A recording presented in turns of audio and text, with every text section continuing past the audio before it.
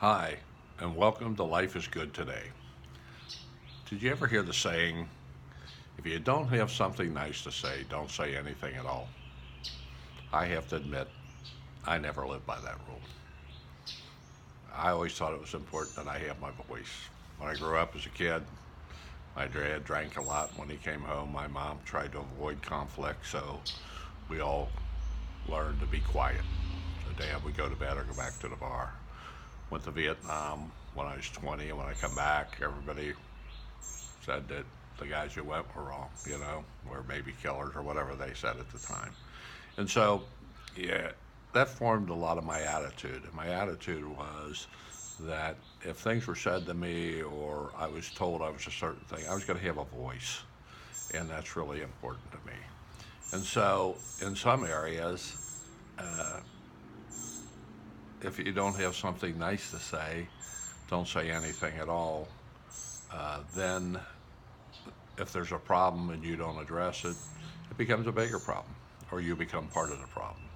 And so, in my life, I decided that I'm not going to be a part of a bigger problem when I can have my voice. And so, for me, it's really important that I'm direct and forward.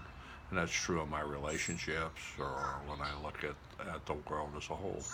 Nancy and I, over 32 years, learned to communicate differently. And in the beginning, it didn't seem nice. It seemed really tough.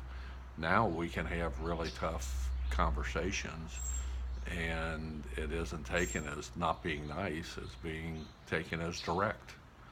And so if you're in a relationship, if you're in a business with somebody who isn't honest or who's a cheat or whatever, it's you can ignore it and hope it goes away, or you can go in straight and say, you know what, this doesn't work for me. I'm not going to be a party to this. I'm not going to go along with this. And so, even in this country where everybody says about being politically correct or this or that, it's like it doesn't work. We have to address issues. And when we address issues, we're always going to offend somebody else.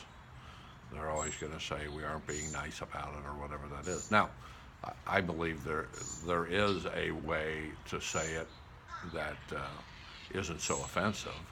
As they say, the brutal truth is usually more about the brutality than the truth. And I'm not saying that we got to go around acting like we are the holder of the truth, because I don't feel that way.